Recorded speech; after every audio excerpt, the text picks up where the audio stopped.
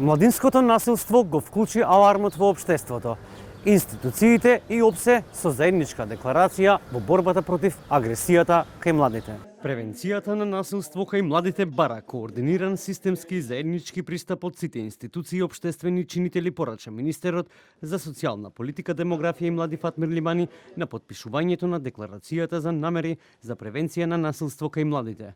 Денешното потпишување на декларацијата за намера за превенција од насилство на младите престанува значаен чекор во нашата заедничка определба да изградиме побезбедна средина за секој млад човек во нашата држава. Амбасадорот на ОПСЕ во Скопје Килијан Вал ја нагласи важноста од партнерство меѓу институциите и меѓународната заедница за превенција на насилство и создавање побезбедна средина за младите. What is the crucial puzzle when we talk about prevention of youth violence? I think the crucial puzzle is that the institutions need to work together. So we need a comprehensive approach.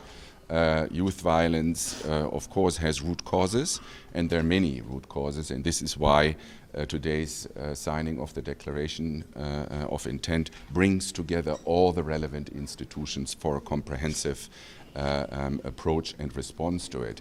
But I would also like to add that individually we all have responsibilities. Youth violence cannot only be prevented by institutions. It rests with every individual in the country. It rests with us as parents, it rests with teachers, it rests with psychologists, school psychologists, and ultimately, of course, also with law enforcement and the judiciary and many others. So it needs a collective effort in order to address that negative phenomena.